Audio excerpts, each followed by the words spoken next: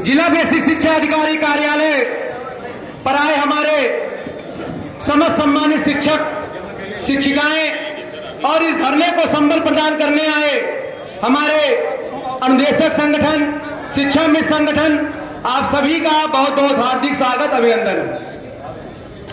आप सभी आज अपने हक की लड़ाई के लिए इस 5 सितंबर को ही, जबकि आज हर कोई शिक्षक दिवस की बधाई दे रहा है, शिक्षक को सम्मान दे रहा है, और हम लोग अपने हक के लिए सरकार से दो दो हाथ करने को तैयार हैं। ये विडंबना है कि अभी थोड़ी देर में हमारे प्रदेश के मुखिया एक और अपनी मिसाल पेश करने जा रहे हैं कि हम टेबलेट देने जा रहे हैं, और इस टेबलेट के बाद आपको सड़क पर कोई शिक्षक दिखाई नहीं देगा। ये हमें बताया जा रहा है कि महोदय शिक्षक स्कूल नहीं जाते हैं, और यही बगल में आपके चमचमाते हुए हमारा बेसिक कार्यालय 2-4 लोग उठ करके जाके देखाइए, आज सारे बाबू छुट्टी पर मौज कर रहे हैं कि धरना लगा कोई काम नहीं होगा। इसलिए क्योंकि उनको कोई नहीं देखने वाला। आज यही बगल का ही कार्यालय है, यही बगल में डीसी लोग बैठे हैं, डीसी बालिका, डीसी एमडीएम, डीसी फलान ढेकान, जितने डीसी हैं सबको एक एक लग्जरी गाड़ी दे दी गई और एक एक मोबाइल में उनके ऐप भर दिया गया। दीक्षा, प्रेरणा, जितनी उनकी बहनें हैं सभी को भर दिया गया और कहा गया ले जाइए स्कूलों पर अध्यापक आपके लिए तैयार रहेगा। कुछ नहीं बचे तो हमारे जो पत्रकार साथी थे वो भी आ गए मैदान में, और वो भी अपना एक एक लेख रोज निकालते हैं। फला विद्यालय में बच्चे जमीन पर बैठे मिले। आप बता दीजिए, शायद उन पत्रकार साथियों को नहीं पता है कि आजादी के 75वीं साल बीत गई, सरकार आज भी हमारे बच्चों को जमीन पर बैठा रही है। और अगर कहीं डेस्क बेंच है तो वो डेस्क बेंच हमारे अध्यापकों ने अपने वेतन से लिया। ये आपको मैं दूर नहीं ले जाऊंगा, कल हमारे यहां महामहिम जी आई थी। कहना नहीं चाहिए, किसी इंटर कॉलेज से डेस्क बेंच आया था, किसी खिलौने की दुकान से खिलौना आया था, और कहीं से एलईडी आया था, और यही हमारे बीच में, आपके बीच में बैठे हैं हमारे मित्र वेद जी, जिन्होंने अपना 15,000 रुपए देकर उन बच्चों के पैरों में जूता दिया तो वो जूता आया।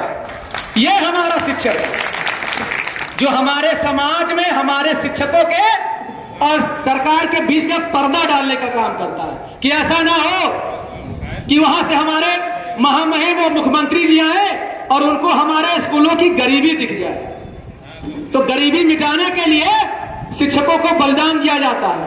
लदवा में जो हेडमास्टर है, केवल उनको मार्शल एलईडी लगना है, जी साहब, पंखा लगना है, जी साहब, मार्बल लगना है, जी साहब। मुझे लग रहा है कि लाखों लाख रुपए वो खर्च कर चुके हैं।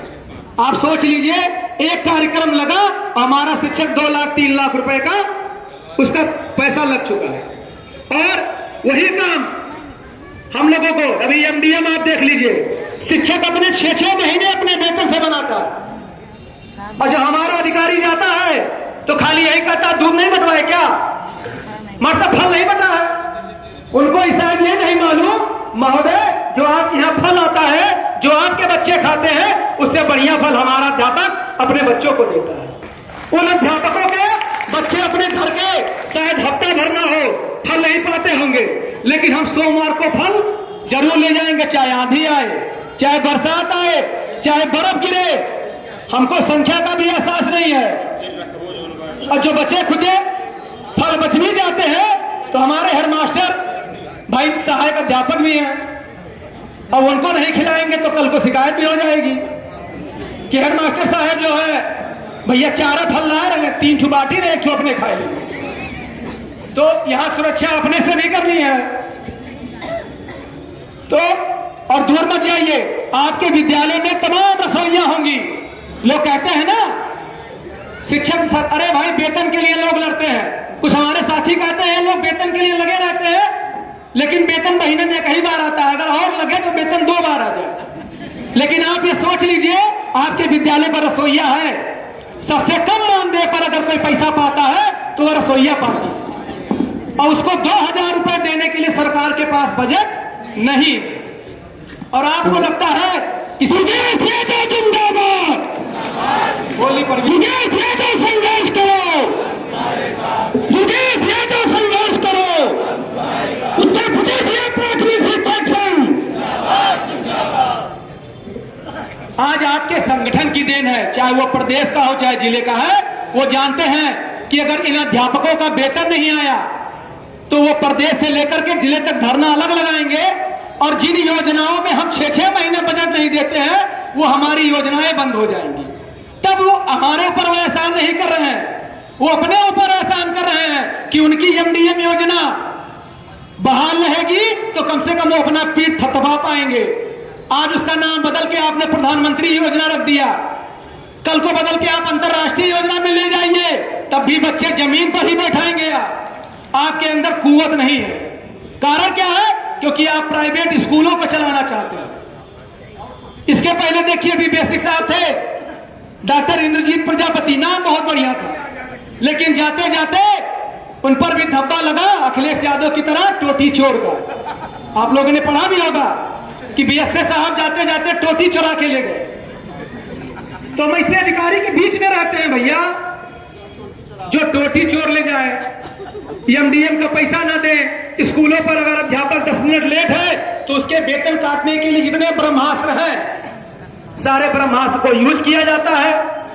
अध्यापक 14 सीएल में पूरा साल भर काटता है और हमारे जो यहाँ बीएससी कार्यालय, लेखा कार्यालय, उनको सेकेंड सैटरडे, ईएल, सीएल और तमाम सुविधाएं मिलने के बाद भी जब यहाँ की जांच होती है तो पेपर में निकलता है बीएससी कार्यालय और लेखा कार्यालय के 24 बाबू नदारत। उनके ऊपर कोई कार्रवाई नहीं, क्योंकि भाई चोर चोर मौसेरे भाई।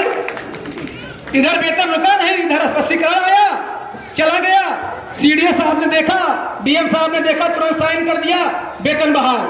और हमारा आपका वेतन बहाल करने के लिए भैया अगर एब्सेंट हुए हैं तो पहले आप मेडिकल लीजिए, बीमार हो या ना हो पहले बीमार बनिए, और जब बीमार बन जाइए तब फिर संगठन वालों को फोन करिए, जरा सा सर कह दीजिए एसडीआई साहब हमारा मेडिकल स्वीकृत नहीं कर रहे हैं। जब संगठन कहता है तो एसडीआई को लगता है कि मैं खुद बीमार पड़ गया हूं, बड़ी विपत्ति से कराते हुए आपका मेडिकल स्वीकृत करते हैं। फिर वहां से आइए, यहाँ चिट्ठी दीजिए, पत्री दीजिए, लिखवाइए, और जब संगठन रोज पिंच करता भैया क्या हुआ, भैया क्या हुआ, तब जाकर के आपका मेडिकल स्वीकृत होता है। तब तक उस दिन का वेतन, उस महीने का वेतन निकल गया, वो आपका बकाये में चला गया। लेकिन फिर भी बहुत से साथी बस्ती से चले गए, उनसे पूछ लीजिएगा कि बस्ती का संगठन कैसा था और संत कबीर नगर, सिद्धार्थ नगर और लखनऊ और मऊ का संगठन कैसा था। आए होंगे आपके बीच में। तो संगठन की ताकत यही है कि हम लोग भी जानते हैं, अगर चंद्रिका सिंह अकेले जमीन पर धरने पर बैठे हैं तो वो जानते हैं कि 4 घंटे में 4000 शिक्षक उनके लिए बैठ सकते हैं। ये अकेले की बस की बात नहीं है। दुर्गेश यादव, सुधीर तिवारी, शिवप्रकाश सिंह, हम लोग यही 3 बजे के बाद जब सब लोग हमारे साथी घर पे पकौड़ी खाते हुए मैसेज पढ़ते हैं व्हाट्सएप पर, तो 3 बजे के बाद हम लोग यहाँ संघर्ष करते हैं। इसलिए कि कोई ना कोई भाई हमारा परशुरामपुर का आया होगा, कोई विक्रम जोत का आया होगा, वहां का अध्यक्ष भले ना पाए लेकिन उसको जिले पर उसके जिले की कारकर्नी मिल जाएगी तो अपनी व्यथा वो कह पाएगा। और हम लोग ये भी करते हैं कि अगर आप फोन भी किए होंगे तो अगर सार्थक उत्तर ना दे पाए होंगे तो भी कहेंगे आप आइए, हम आपका काम देखेंगे।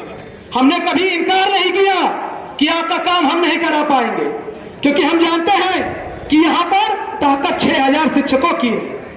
साथियों, कुछ लोगों ने कहा आपने पुरानी पेंशन के साथ ये 18 सूत्री मांग शामिल कर दिया, ये गलत था।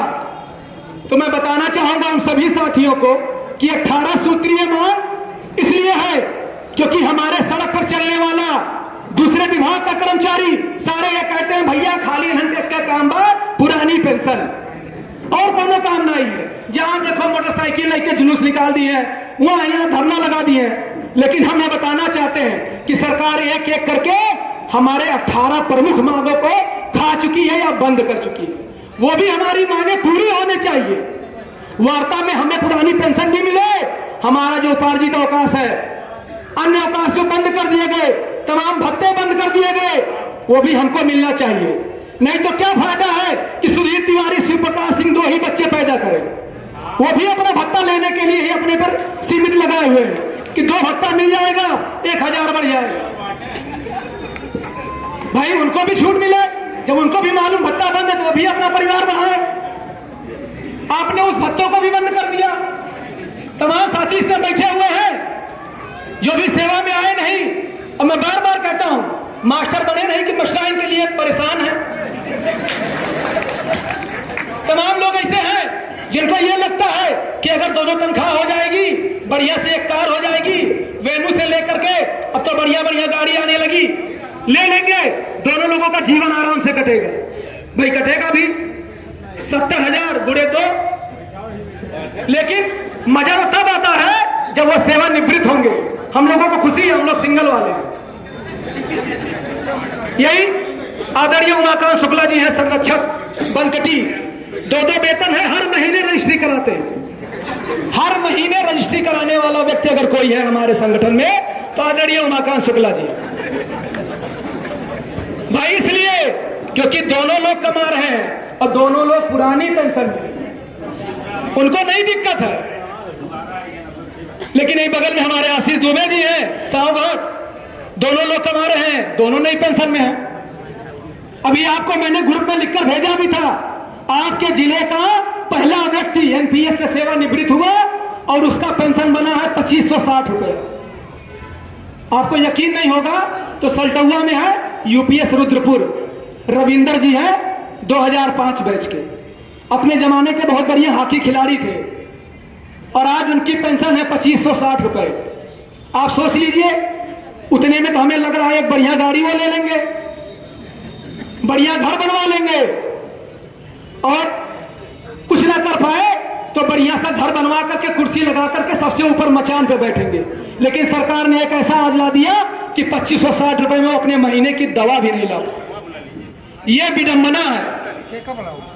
हमारे बहुत से साथी ऐसे हैं जो आज मोबाइल पर सोच रहे होंगे चलो बढ़िया धरना है, कल जो है छुट्टी है, परसों छुट्टी है, एक दिन सीएल ले लेंगे, लगातार 6 दिन आराम कर लेंगे। आराम तो आपको करेंगे क्योंकि विभाग ही आपको आराम करवाना चाह रहा है। तो आपसे निवेदन है, धरना आपके लिए है। हम लोग 3 दिन से परेशान थे। रात में अगर सो गए तो सुबह यह हुआ अगर भैया कहूं बरस गए तो चारों आदमी नहीं आएंगे। सुबह सुबह यही हुआ कि चलो बढ़िया मौसम निकल गया, हम लोग भगवान से मनाए, लोग भगवान से मनाते हम सुखी रहे, हम लोग मनाए कि धरना हमारा सफल है। अपने लिए नहीं मनाए, ये हम आप लोगों के लिए मनाए कि धरना सफल रहेगा तो सरकार के पास जाएगा कि बस्ती जिले में 3000 शिक्षकों ने अपने पुरानी पेंशन के लिए आवाज बुलंद की और आने वाले समय में अगर आपने पेंशन बहाल नहीं किया तो सरकार बदलने का भी काम करेंगे और ये बदला जाएगा। ये हमें कहने में गुरेज नहीं है कि बस्ती जिले ने 4 विधायक बदल दिए। हम लोग अभी ज्ञापन देने गए थे, किसी ने नहीं कहा, लेकिन महादेवा विधानसभा के विधायक ने कहा कि भैया मैं आप लोगों का बहुत ऋणी हूं और मैं ये बात उठाऊंगा सदन में। आपको हमने वीडियो भी भेजा था। उन्होंने कहा दूधराम जी ने कि भैया हमको अध्यापकों ने और कर्मचारियों ने ही विधायक बनाया। ये बात उनको भी मालूम है, इसलिए मालूम है क्योंकि आपने सीटें बदल दी। आज जो विधायक थे आज पूर्व विधायक लिखने लगे हैं, कोई पूछने वाला नहीं है, पूछने वाला, लेकिन वो पुरानी पेंशन पा रहे हैं। तो हमें उनको बताना है, अगर ये अपने सांसद जी को बताना है कि सांसद जी अगर पुरानी पेंशन आप नहीं बहाल किए तो आप भी पूर्व सांसद कहलाएंगे, वर्तमान सांसद नहीं कहलाएंगे। तो कहीं ना कहीं हमको जागने की आवश्यकता है। तो साथियों वक्ता बहुत है, मैं इतना कहना चाहूंगा, आप संगठन पे भरोसा करिए। अगर आप 1 कदम चलेंगे तो 20 कदम संगठन आपके आगे खड़ा मिलेगा। जय शिक्षक, जय भारत।